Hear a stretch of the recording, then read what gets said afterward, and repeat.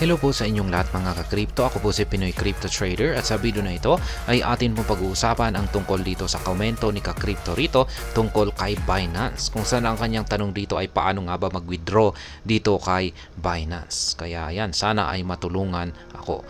Kaya yan po ang ating pag-uusapan sa video na ito, pero bago po tayo magpatuloy ay nais ko lamang po munang bigyang linaw ang aking disclaimer kung saan ang nilalaman po ng video na ito ay hindi po ito isang financial advice. For education and information purposes lamang po ang layunin nito.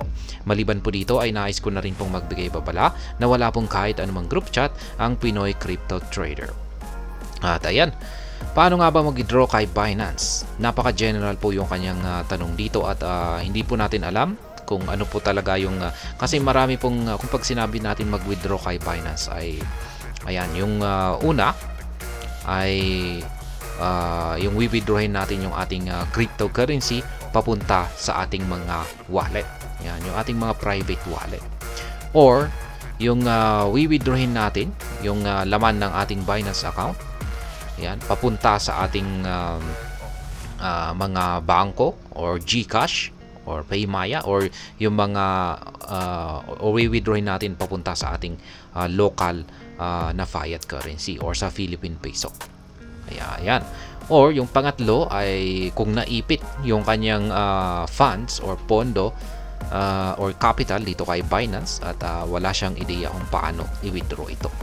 Kaya ayan. Sa ngayon ay hindi ko na po kasi ma-access ang aking Binance dito sa web. Kaya pero na-access ko pa rin po ito gamit ang mobile. Pero syempre yung ginagamit ko po rito sa pag-create ng content natin dito ay yung aking desktop at hindi po yung aking mobile phone. Kaya yan, hindi ko po maipapakita kasi black po yung website ni Binance. Pero ang masasabi ko po ay ayan, kay ka-crypto rito na kung naipit po yung funds mo dito kay Binance ay pwede mo po itong ma-access gamit ang mobile phone or yung gamit ang kanilang mobile application para withdrawin ito. Or yan, kung ang tanong mo naman ay kung paano i-withdraw ito, yung laman ng iyong Binance papunta sa iyong private wallet ay simple lamang po yan. Kaya gusto ko sanang gumawa ng tutorial nito pero gaya ng aking sinabi kanina ay hindi ko po ma-access yung web platform ni Binance para maipakita ko. Kaya ito lamang po yung pwede kong maipakita, yung screenshot po rito. Ayan. Punta lamang po tayo sa withdraw. Yan, select yung coins. Yan, may withdraw option po dyan. Hanapin lamang natin yan. Tapos piliin po natin yung coins na gusto nating isend sa ating private wallet. Tapos yung address, paste lamang natin dito. Tapos piliin natin yung tamang network na ginagamit ng coin na ito papunta sa ating wallet.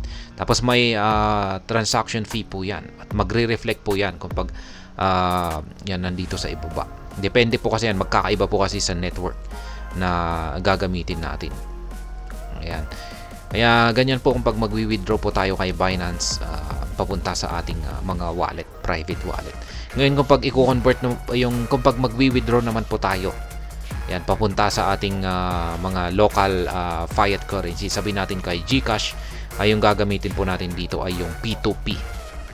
Yan, bank transfers and 100 plus options.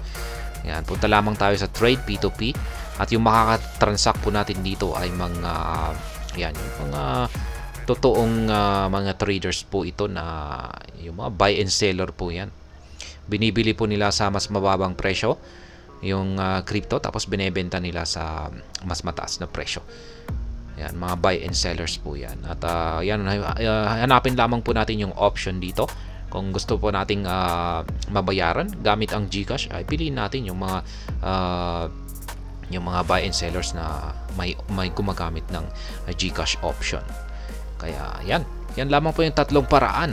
Sayang hindi ko po kasi maipakita rito para kay ka-crypto kasi gaya ng sinabi ko kanina hindi ko ma-access yung web ni Binance pero pwede po sa mobile. Kaya ayan yung tatlo kasi hindi niya naman in-specify dito kung ano nga ba yung gusto niyang malaman na